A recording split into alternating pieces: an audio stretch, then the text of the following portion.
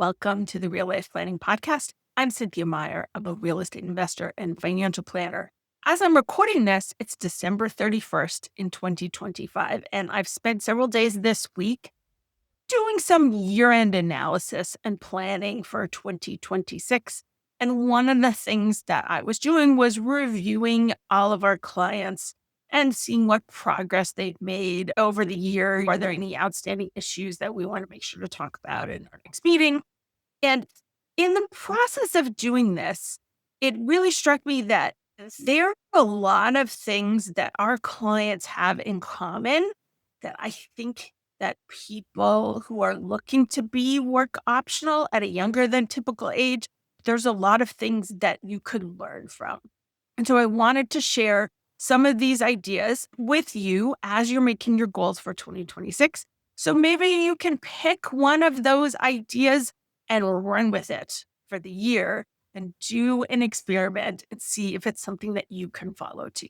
Now, we have some extraordinary clients and people who've done a lot of hard work to build multiple sources of income, to avoid lifestyle creep, to really focus on building financial independence.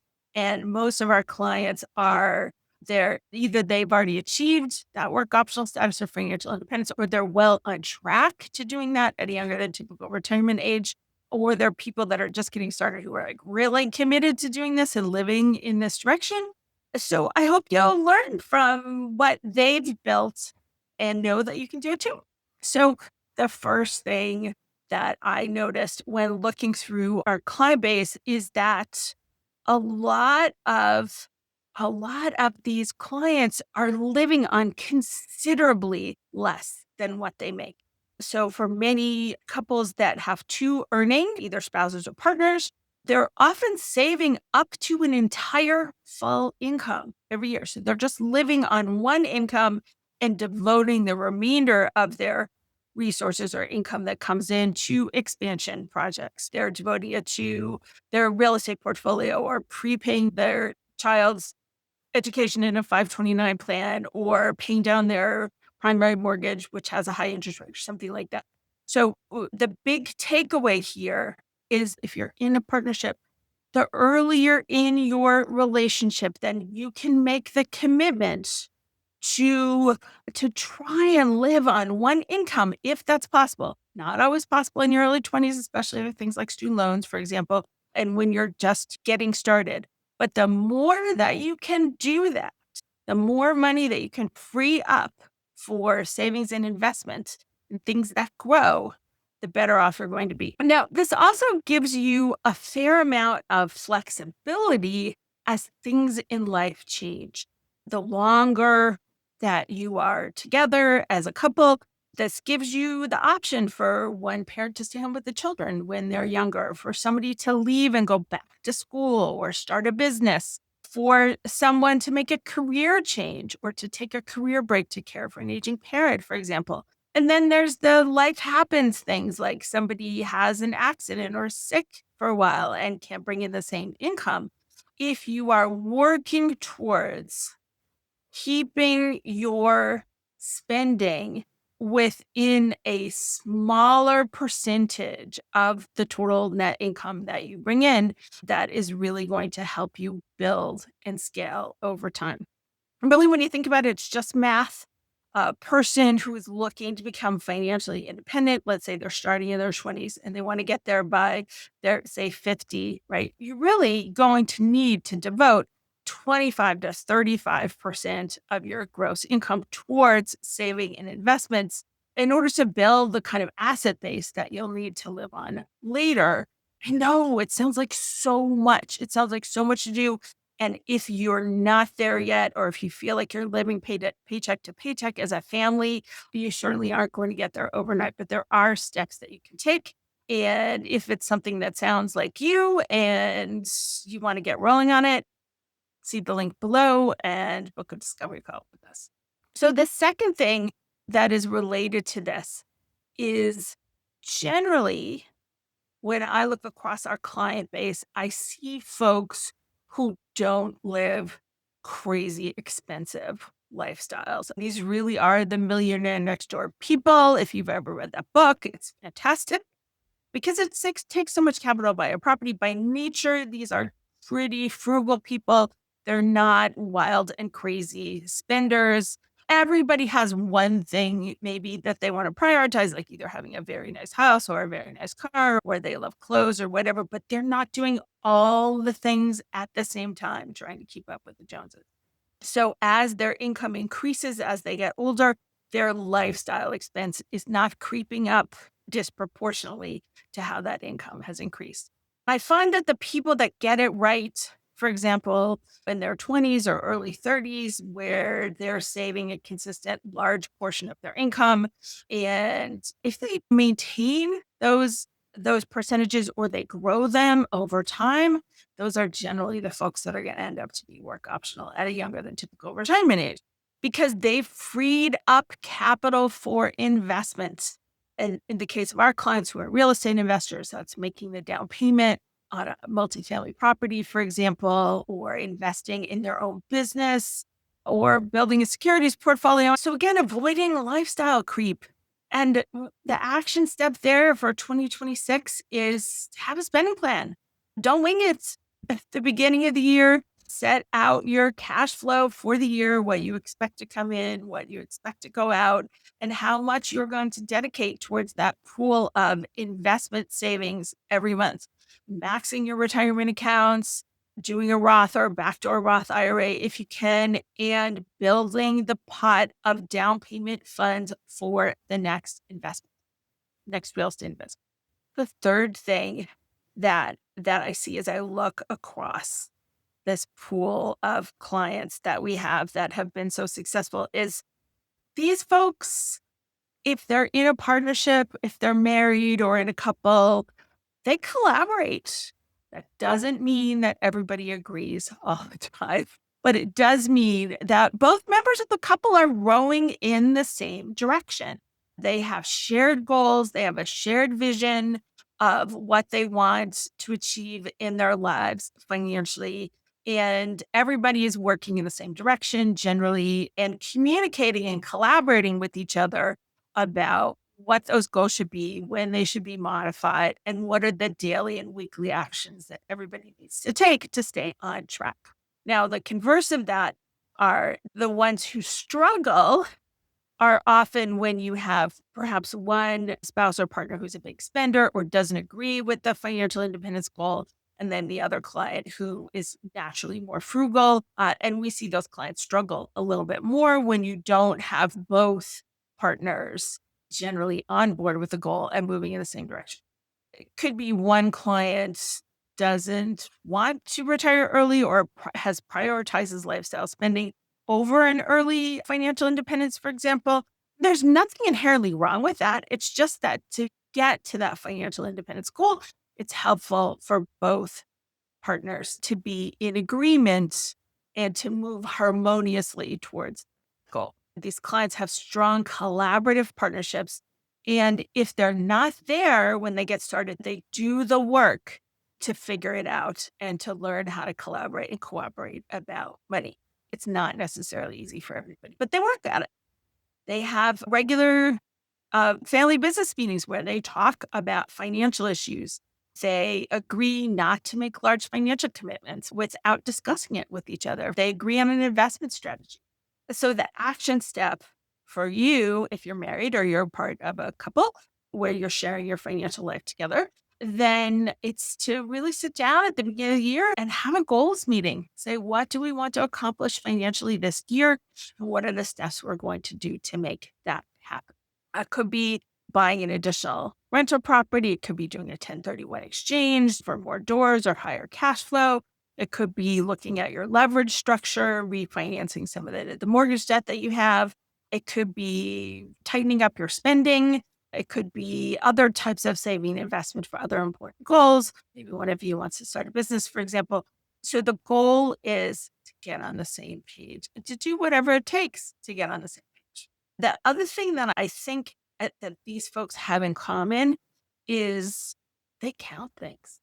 They don't necessarily track every penny that they spend, but they are paying attention to the math of the situation. They're running a retirement projection at least once a year to see if they're on track. They're looking at their securities portfolio performance. They're looking at their real estate portfolio performance. They are making sure they are maintaining the right amount of money in their rental property cash reserves and their personal emergency fund, for example. So they have a good idea at any given time what their net worth is, what their general returns are in their various investments, what their business budget is, if they have their own business, for example, how the profitability ratios are. They're aware at all times of their progress. Now, that doesn't mean that they're necessarily going to pull out a net worth statement in the next 5 minutes if you ask them for one, but this information is easily accessible to them. Either they're working with a financial planner or maybe they're keeping good books themselves. They have a way to track their progress. So the action step for 2026 is if you don't have a way to see everything you own and everything you owe in one simple dashboard, then it's a good time to either see a financial planner who can work with you on creating that, or to use some of the DIY tools that are available to do that yourself. So the next characteristic that I observed as I was looking through this client base was that clients manage risks that could severely derail their progress. And what do I mean by that? Most of the time, that means insurance. You're transferring risk with insurance. So you're transferring the risk of a catastrophic health event with health insurance. You're transferring the risk of losing a civil lawsuit with umbrella liability insurance. You're making sure that your properties have the right kind of property insurance, whether it's long-term rental or short-term rental, etc. If you have people that depend on you for their lifestyle, you have an appropriate amount of life insurance, probably term insurance, unless you're very high net worth or have a need that is permanent that you cannot outlive. And you're managing the risk of losing your income with disability income insurance. Some of these insurance coverages may be provided as part of your employee benefits if you work for somebody else or you have them in your business, but they're managing risks in part with insurance. The other thing they're doing is managing the risks with an asset protection program. This could be that they've created limited liability companies for their rental business or their other business. They've certainly got a contingency plan in place. So the action step in 2026 is if you have risks that you have not appropriately managed in your life, it's not a very sexy thing to do, I know, but make sure that you have an appropriate amount of insurance, that insurance is titled correctly and the named insurers and beneficiaries are correct, that you're going to review that once a year.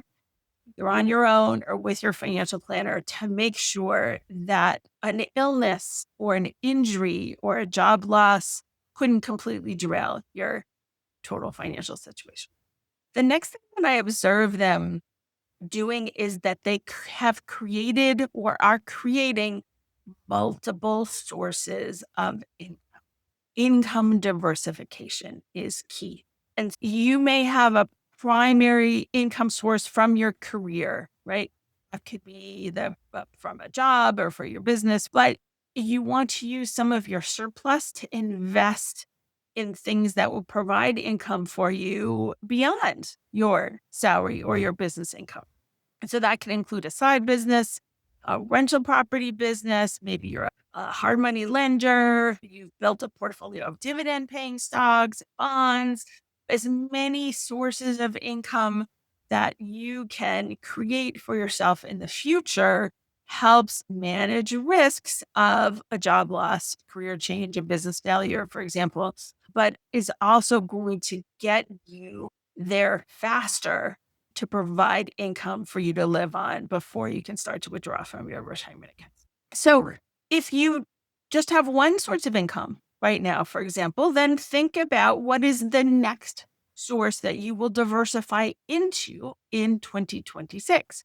We certainly at Real Life Planning, we work with real estate investors. We work with a lot of people who are trying to build and scale rental property portfolios.